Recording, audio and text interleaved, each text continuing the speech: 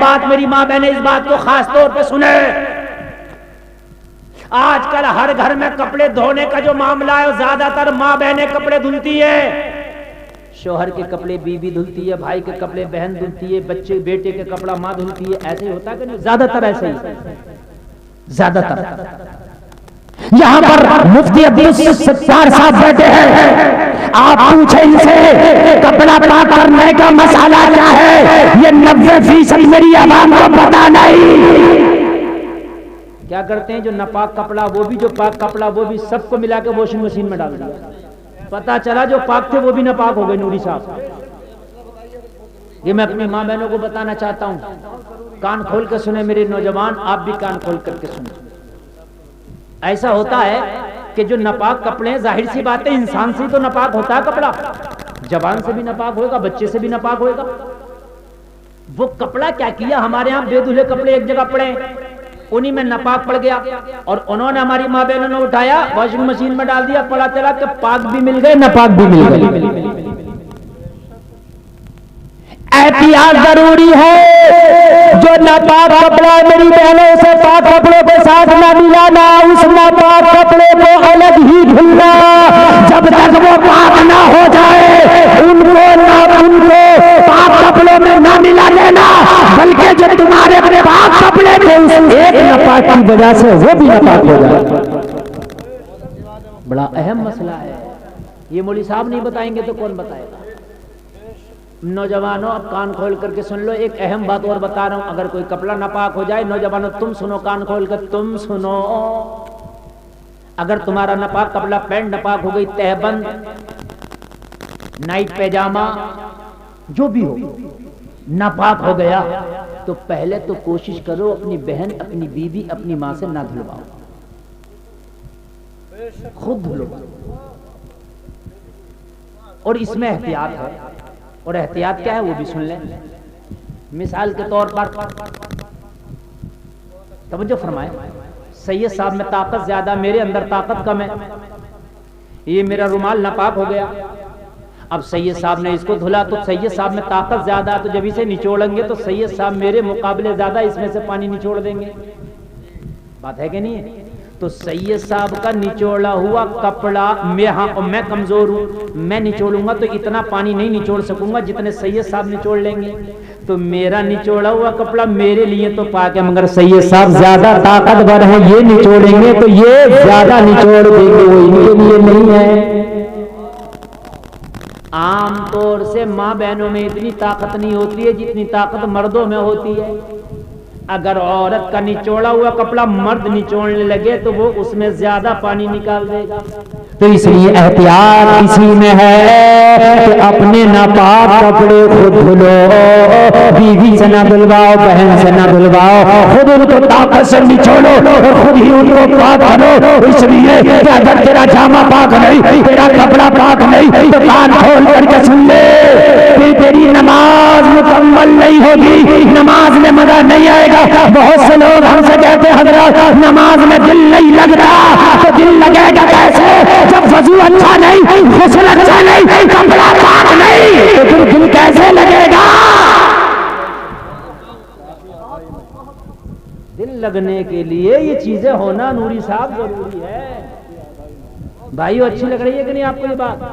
आपको शायद मजा नहीं आ रहा हो, क्योंकि डायरेक्ट अगर जन्नत की बात कर दो तो बड़ा मजा आता है, लेकिन खुदा की कसम ये तुम्हारी जिंदगी की बात है। मेरी तकरीर बड़ी लंबी हो गई, बस मैं बात को इख्तिताम की तरफ लेकर के जा रहा हूँ। जलसे में आने वालों, जलसे में आए हो, मेरा पैगाम लेकर के जाओ। लोगों से पाकी न पाकी का इतना ख्याल रखो, इतना ख्याल रखो, इतना ख्याल रखो। लोगों सुनो, मुफ्ती नानपारा, मुफ्ती रजब अली साहब किबला, ये उलमा जानते होंगे, शायद आपने उनके बारे में शायद ज्यादा ना सुना। मैं एहतियात बताऊंगा। हाय हाय बोलो यार सुभान अल्लाह। मेरी मुलाकात हुई, उनके कोई शायद पोता या बेटे किसी से, और उनके मुरीदीन और उनके चाहने वाले, उन्होंने कहा हजरत की एहतियात का ये आलम था कि जब इस्तंजा खाने में जाते और इस्तंजा खाना से बाहर आते तो अक्सर कहते ये तहमत बदलूंगा, दूसरा तहमत ला के दो। पूछते क्या हजरत छींटे आ गई? बोले नहीं छींटे तो नहीं आई है, लेकिन फिर भी मेरा तकवा ये इजाजत नहीं देता कि मैं इसको पहने रहूं, इसलिए चेंज फरमा दिया कर। यहां तो जींस पहन के घूम रहा, पैजामे में 50 ग्राम पेशाब साथ में लेके घूम रहा है, क्योंकि बैठ के पैंट पेशाब करने नहीं देती, पैंट इतनी चुस्त है कि इसे बैठने ही नहीं देती। अब तो पेशाब खाने भी वो खड़े खड़े वाले बन रहे हैं। मैं कल यार एयरपोर्ट में, उदयपुर से मेरी फ्लाइट थी दिल्ली की, मैं फ्लाइट से उतरा, बड़ी तेज पेशाब लगा, जब अंदर घुसा तो वही खड़े वाले, अल्लाह करूं तो करूं क्या, बड़ा परेशान यार मैं। वही खड़े वाले अब चल रहे, हमारे मुसलमान भी लगा रहे अपने ऑफिसों में। अजीब मसला आया। मैंने जो कुरान की आयत पढ़ी थी, नबी की जिंदगी तेरे लिए बेहतरीन नमूना अमल है, अंग्रेज की जिंदगी तेरे लिए बेहतरीन नमूना नहीं हो सकती। आजकल वो सीटें चल रही है मोहताजों वाली, टॉयलेट वाली मोहताजों वाली चल रही है, हाँ इंग्लिश सीट। एक बहुत काबिल डॉक्टर का ये बयान है कि जो इंग्लिश सीट पे बैठकर हाजत से फारिग होगा, उसको बवासीर, भगंदड़ और उसके नीचे के हिस्से का कैंसर बहुत जल्दी होगा, उसको खुल के कभी भी इजाजत नहीं हो सकती। इसलिए कि जब इंसान उकरू इस तरीके से बैठ जाता है तो ये पेट की जो आंतें होती हैं, सही तरीके से जो फुजला होता है उसको खारिज कर देती है। ये हकीकत बात है, फुजला खारिज नहीं हो पाता। ये इंग्लिश में अंग्रेज बन तो रहे हो, मगर ये अंग्रेजियत तुम्हें तबाह कर देगी। लोग तुम अंग्रेज न बनो, मोहम्मद अरबी के सच्चे गुलाम बनो। जोर से बोलो यार सुभान अल्लाह, और जोर से बोलो सुभान अल्लाह। बस मैं बात खत्म की तरफ ला रहा हूं। लोगों ये मदरसे, जिन मदरसों को देख रहे हो, ये मदरसे ही तुम्हें बताएंगे पाकी ना पाकी क्या है, ये मदरसे ही बताएंगे तुम्हें हराम और हलाल क्या है, ये मदरसे ही तुम्हारी जरूरियात को पूरा करेंगे। ये दुनिया की यूनिवर्सिटियां तुम्हें पूरी जिंदगी काम नहीं आती, लेकिन ये मदरसा माँ की गोद से लेके कब्र तक काम आता है। अगर दुनिया में आएगा तो आजाद मदरसे का बेटा पढ़ेगा, अगर निकाह पढ़ेगा तो मदरसे का बेटा निकाह पढ़ाएगा, अगर मर गया तो नमाज जनाजा मदरसे का बेटा पढ़ाएगा। जिंदगी में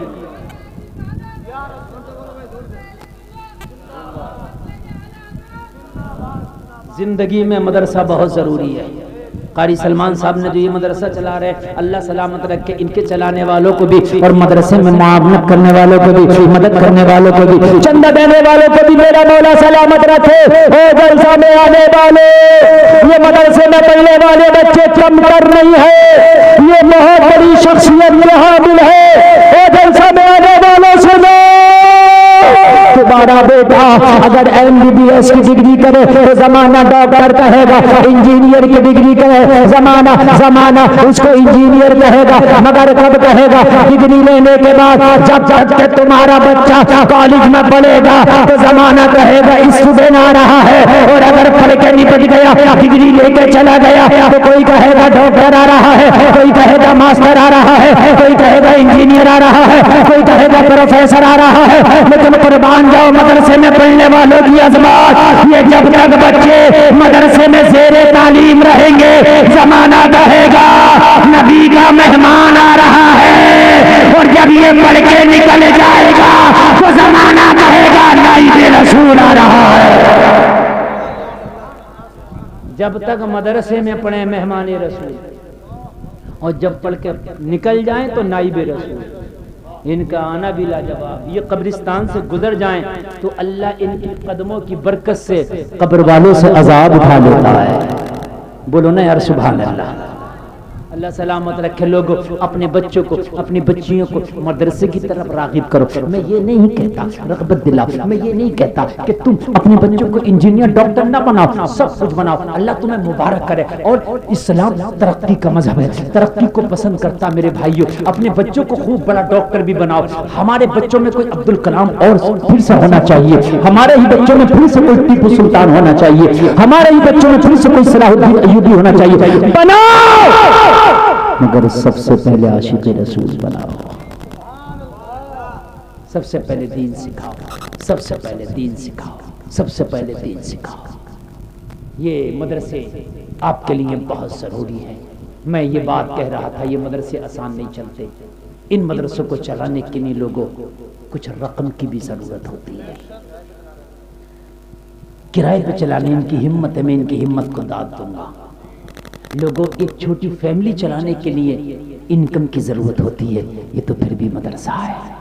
अगर मदरसा चलाने में तुम्हारा पैसा लग गया तो ये हाफिज जो बैठे हैं इनको हुक्म होगा तू कुरान पढ़ता जा, जन्नत के दरवाजों को खोल दिया, जन्नत में दाखिल होता जा। ये हाफिज कुरान कहेगा मौला वो लोग कहाँ जाएंगे जो मेरे पढ़ाने में मदद करते थे, अपने खून पसीने की कमाई का पैसा देके मेरे मदरसे की मदद करते थे, मेरे पढ़ाने में मौला इन्होंने बड़े मददगार साबित हुए हैं। मुझे तो तूने जन्नत में जाने का हुक्म दे दिया, लेकिन ये मदरसे को चलाने वाले कहाँ जाएंगे?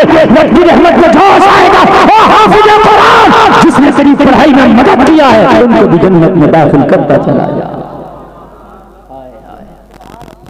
अब्दुल रहमान साहब के वालिद ने 8,000 रुपए दिए। अल्लाह ताला इनको दारैन की सआदतों से मालामाल फरमाए।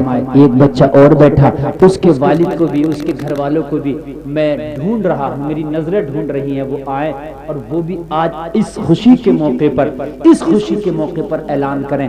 मैं ये नहीं कह रहा हूँ कि वो क्या देंगे, वो उनकी मर्जी है क्या देंगे, लेकिन वो भी आके पेश करें। अच्छा, इन्हीं बच्चों के घर वालों की जिम्मेदारी नहीं है, ये आप सबकी जिम्मेदारी है।